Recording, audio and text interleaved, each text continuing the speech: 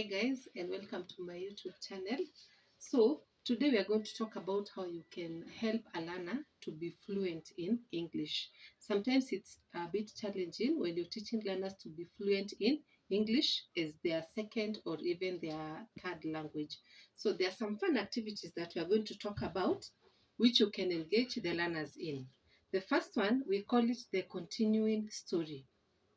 Here, you'll have one learner start a story, just one sentence of a story, and then the story will continue to the second learner, third learner, like that. They're going to add just one sentence to the story. This is very important because it helps the child in creativity. They have to think of, okay, what will happen next in the story, and then they give out the ideas. The other thing is that it gives the child a sense of confidence when they are given a chance to talk. And one thing that I have to say here is for the beginners, even if they're going to make a two-word sentence, just accept it. Don't push them too much to make a very long sentence because remember here we are trying to help them to be able to speak in fluent English. So the small gains, two-word sentence, accept it, and then with time it will become better and better as they become fluent. The other thing that is good about this method of this game, let me call it a game of teaching language, English speaking, is that it does not put the child at a spot. Why? Because the whole class is participating. It is not like when you're asking a child a question directly. That will put a child at a spot and they might not be able to say it. But when the whole class is participating, the child is able to say what they think the story is. It is a very fun way, and at the end of it, the story is going to conclude, and then the next time you're going to have another story where every learner is going to be involved. So that has worked in my class, and it's a good method. The other one, I call it the director. Here, you're going to put some things in a bag. For example, here in my bag, I have some things. You're not going to tell the child what is in the bag, but you're just going to put some things. For example, here I have a biro, I have a pair of scissors, and then you're going to let one child at a time to come and pick whatever without looking, then just pick whatever is in the bag. And then you're going to tell the child, now you're the director of a company which produces, for example, if the child picks a biro, you're the director of a company which produces biros. I want you to advertise your product. You're going to guide the child on number one, you have to say what the product is. What do we use your product for? How much is your product? Where can we get your product? Why should we buy your product? Those are just guidelines on helping the child to advertise. You'll be surprised. Some of these children, they are so creative, they'll do a very good job. Those who are still learning, help them. Just give them time. Okay? Remember, these are fun games, but the end product is to help the child to be fluent in English speaking. Okay, so advise the child to think in English and then to get their ideas out through English. It is not so much about being grammatically correct, but just expressing themselves. Okay, this method, it helps the child to develop critical thinking because they have to think, okay, this is my product. How am I going to do this? And it is very important.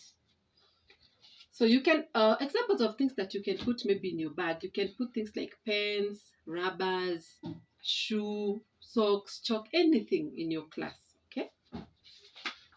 So the third method is role playing. I know this one is not very new, where you're going to have a child talk to another child. You have to give them a setting. For example, the setting can be in a school. The characters which the children are going to role play, characters will be the teacher and a learner. And the topic will be the learner explaining to the teacher why he or she was absent the previous day. Please make sure you give the learners those three things: the setting, the characters, and the topic, because this is what will get the learners to be able to do it well. You can give the learners some time to practice. Okay, give them whatever the topic and then give them some time to practice, and then they'll be able to do it. Another example of a setting, the setting can be in a veranda. You're now telling the child your setting is in a veranda. Characters, two neighbors, and the topic is you're sipping tea together in the afternoon and just talking. No, that one is just free. And then you're going to hear and to listen to how the children is going to converse. Remember, in English. The third setting can be at home. The character can be a parent and child, and the topic can be the child communicating with the parent some important information from school.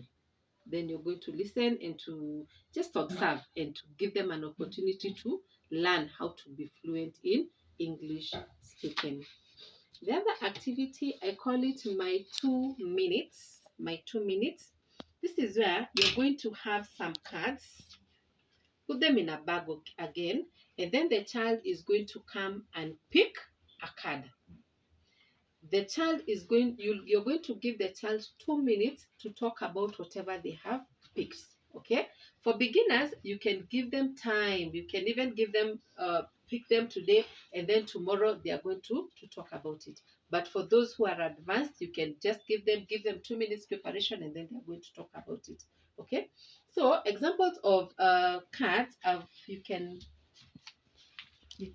just, these are examples. Of course you can come up with your own depending on the learners that you're dealing with.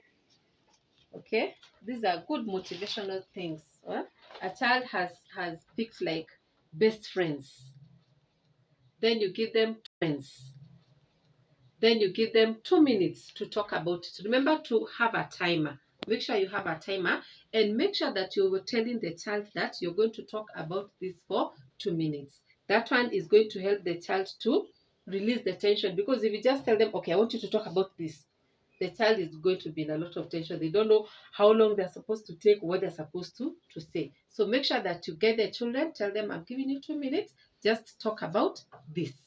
Okay? Uh, it helps the child in fluency again, and also in self-expression in different topics. Here you have not told them say this, but you've just given them a topic and then you have told them you're free now. Talk whatever you want about it. Express yourself using those two words in 2 minutes. Okay, so it might be a bit challenging to start with, but believe me, trust me, with time it gets better. And it is fun. It is fun and it helps the child to be involved. Okay, so these are the 4 methods I'd love for you to try in English speaking activities. In my next video, I'm going to talk about how you can help the child in English reading activities. So thank you, and remember to like, share, and subscribe to my channel. Thank you.